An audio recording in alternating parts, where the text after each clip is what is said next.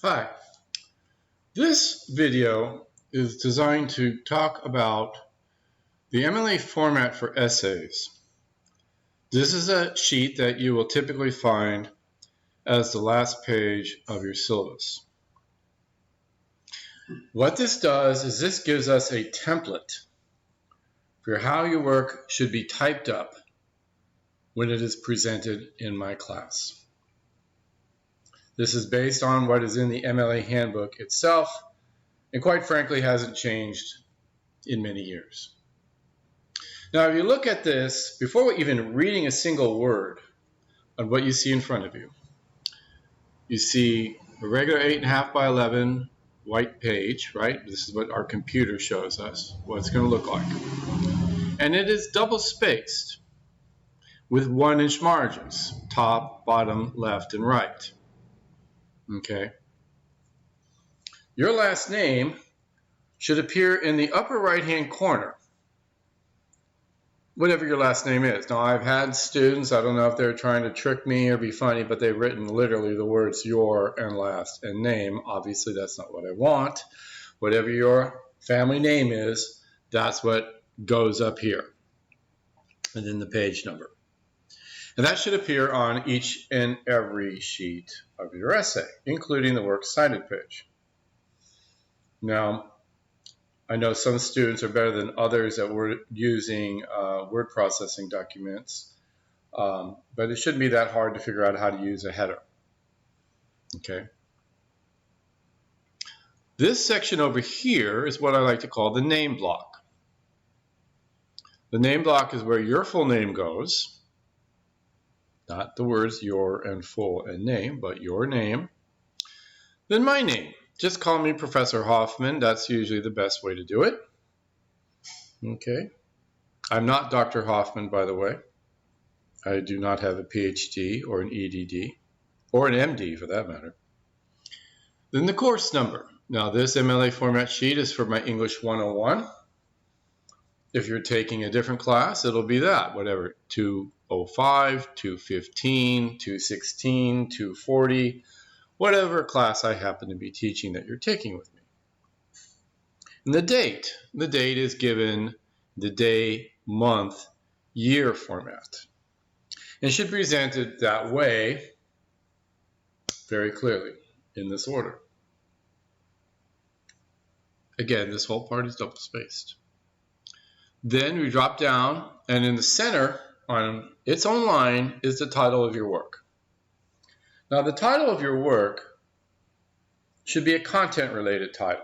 In other words, it reflects what's in the essay. Don't write something like first essay, second essay, or chapter 1 essay, chapter 2 essay, fact essay, value essay. Write a content-related title. It's kind of a bit of a hook on its own, right? It grabs the reader's attention, but it also tells us something about what's in there. Now, when you do a title, it should not be underlined. It should not be bolded. You do not use a different font size. You don't use a different font type. It is simply centered on its own line. The first and last words of the title are always capitalized. And all significant words in between are also capitalized. Short words like prepositions and articles are typically not capitalized. Then you double space down from that, and you begin your writing. It should be indented. The indentations should be 1/2 inch or typically 5 character spaces. Right? Now, in terms of font, the standard font for MLA is Times New Roman. That's what you're seeing right here in front of you right now. I am not, how should I put this? I'm not going to mark you down on the grade if you use a different font, okay? I don't have that big of an issue about it. I do know there are people who do. I'm not really that concerned. But it should be readable. And as I said, in the absence of knowing what you want, choose Times New Roman, right? The font size should be 11 or 12. Now, this is a 12. And again, we're looking at a computer screen. If we were looking at a printed page, I think it would be very easy to see that, anything smaller than 11 is basically probably a little bit too small. Anything bigger than 12 looks a little childish, right? Like you're doing a kindergarten exercise. Left justify the lines. Left justification means the left-hand side is smooth here, right? The lines all line up here. The other side is not smooth. It's what we call ragged because we're not adding any spaces into it. Okay, so it actually reflects true spacing. Then put a word count at the end of your essay. I always want to see that word count. Okay, and there's no big deal with it. It's not that difficult to do, obviously. If you, for instance, here in Microsoft Word, down in the lower left-hand corner, it tells me how many words I have in my syllabus, right? Don't lie about it, because it's, if everybody is writing a 1,000-word essay and you turn in something that's 800 words, believe it or not, it's really easy to tell the difference. You can't lie your way into a larger word count. Okay. As I said, when indenting a new paragraph, indent 5 spaces or half an inch. Use the tab key. Don't space it out by hand, because when you go from computer system to computer system, it will get a little wacky. Okay.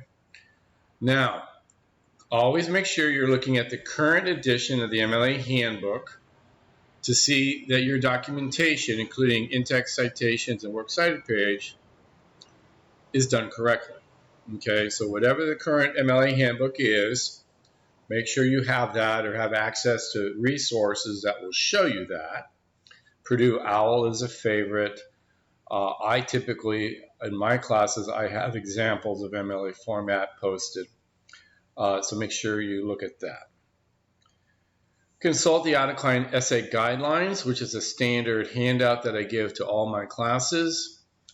If you're on Canvas, as I suspect you are, you will find the Untitled Essay Guidelines sheet on Canvas in the modules, and there will be a video that goes with that, with my explanation of the Untitled Essay Guidelines. Those guidelines are not intended to be just simply mild suggestions. I intend for you to look them over carefully and follow them.